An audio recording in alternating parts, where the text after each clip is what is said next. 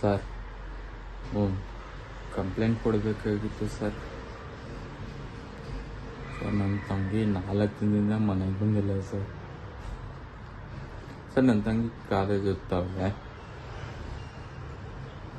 Sir. ಹಾಗೆಲ್ಲ ಏನಿಲ್ಲ sir. ಅವ್ಳ ಮನೆಗೆ ಯಾಕೆ ಬಂದಿಲ್ಲ ಅನ್ನೋ ಕಾರಣನೂ ನಂಗೆ ಗೊತ್ತು ಸರ್. ಊರೊಳಗೆ ದೊಡ್ಡ ಮನ್ಸು ಅಂತಿರೋ ಪ್ರಭಾಕರ್ ಅವ್ರ ಮಗ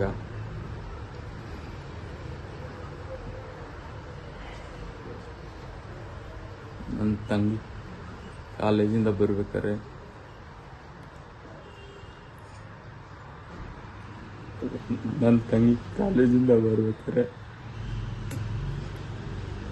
ಕಿಡ್ನಾಪ್ ಮಾಡ್ಕೊಂಡು ಹೋಗಿ ರೇಪ್ ಮಾಡ್ಬಿಟ್ಟ ಸರ್.